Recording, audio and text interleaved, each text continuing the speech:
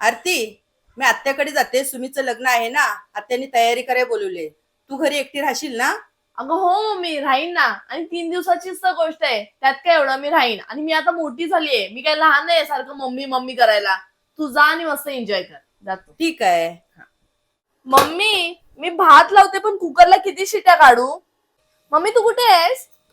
अगं आत्याकडे आहे. मग कधी येणार? अरे हे काय, मी आजच तर आले. अजून 2 दिवस राहणार आहे.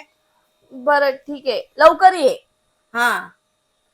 मम्मी, माझं क्रीमचं बिस्किट कुठे ठेवलं तू? कधीपासून शोधते, मला मिळतच नाहीये.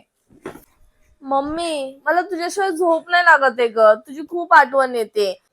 मम्मी मला जरा कॉफी आणून दे. अरे पण मम्मी तर घरी नाहीये. मम्मी तू कुठे आहेस?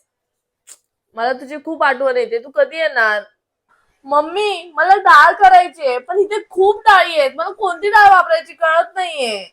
मम्मी मी सगळं जेवण बनवलं पण कायच जेवण नीट नाही झालंय. डाळीत मीठ पण जास्त झालंय आणि भात पण कच्चा राहिला.